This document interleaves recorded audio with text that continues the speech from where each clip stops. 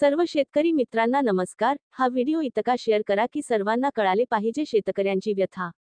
तत्पूर्वी चॅनेलला सबस्क्राईब करून बेल आयकॉन दाबा मित्रांनो.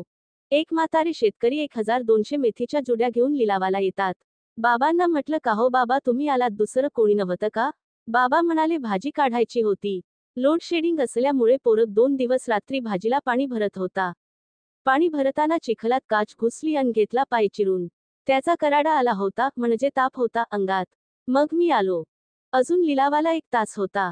दिवाळीचे दिवस होते. बाबांना म्हटलं झाली का तयारी दिवाळीची? बाबा म्हटले नाही रे अजून. आजच भाजी काढली. सुनबाईन बाजार लिहून दिलाय. 2 नाती आहेत त्यांना पण फटाके कपडे घ्यायचे आहे. पोराला लागलंय पायाला ट्यूब घ्यायची आहे.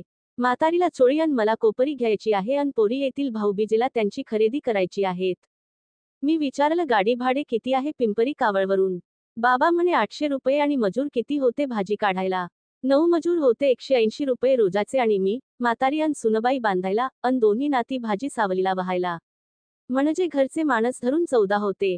तितक्यात लिलाव जवळ आले. काल परवा पर्यंत भाजीला प्रति 100 रुपये जोडी म्हणजे 1100 ते 1200 भाव होता.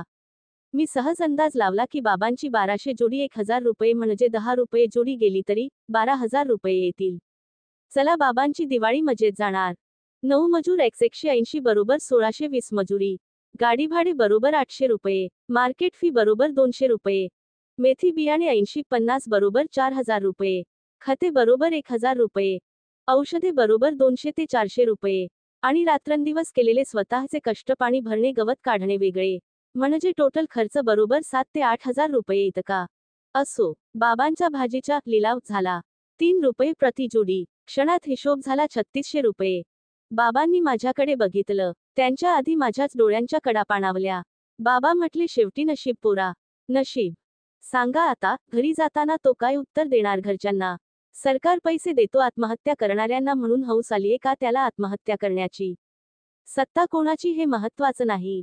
शेतकऱ्यांना न्याय मिळाला पाहिजे. बस. त्याच्या मागे खंबीरपणे सगळ्यांनी उभं राहा. ही भाकडकथा नसून सत्यकथा आहे. ती प्रत्येक शेतकऱ्याची गाथा आहे. तोतांड वाटत असल्यास एक दिवस एअर कंडिशन गाडी घेऊन ग्रामीण भागातील लिलाव मार्केटला पिकनिक करून या मग कळेल. म्हणूनच म्हणतोय हा व्हिडिओ करा शेअर आणि कळू द्या सर्वांना. आता तरी जागे व्हा आणि शेतकऱ्यांचा विचार करा. धन्यवाद.